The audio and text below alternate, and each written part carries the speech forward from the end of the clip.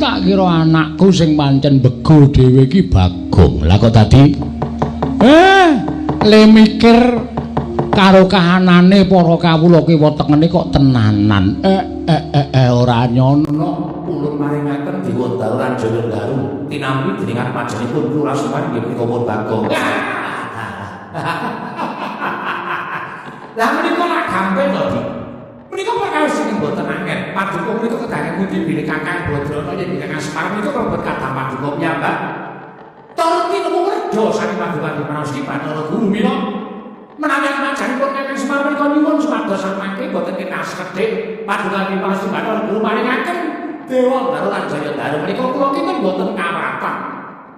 Esti ning manah kula mapan mekaten. Lah lajeng napa menapa paduka ngawisagane para Jawata, para dewa mlumpat wonten mriki. Karana samangke mugi dados ing kawuningan sareng Bagong matur ingkang kados mekaten tumuten kula matur lawan Kakang Ismaya. Amandanipun Adi Pravidan Bathara Guru kados pundi? Kakang Rada prisa piyambak.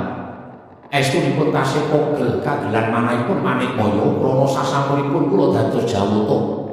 Dewaning para dewa mangreh Triloka sangganing para titah boten ngemungaken jalma manungsa nadyan jin setan priwayangan sedaya sami manembah kawan ingkang rangipun Jatimurti. Klebet para Jawata gimanembah kawan pun Manikmaya. Namung setunggal titah ingkang boten purun manembah dhateng ingkang rangipun Manikmaya inggih menika pun Kakang Semar.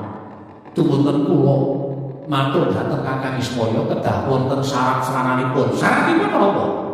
Syaratipun boten sanes kejawi namung titah setunggal menika kedah ginakaken tata krama sarta nyembah kelawan ingkang rayipun Jatimurti. Mangke piye? Titah ingkang dipun ngajengaken Adi Pravidan Bathara Guru menika sinten? Boten sanes kejawi namung Kakang Semar piyambak, Kakang Rada. Lah nek kaya ae.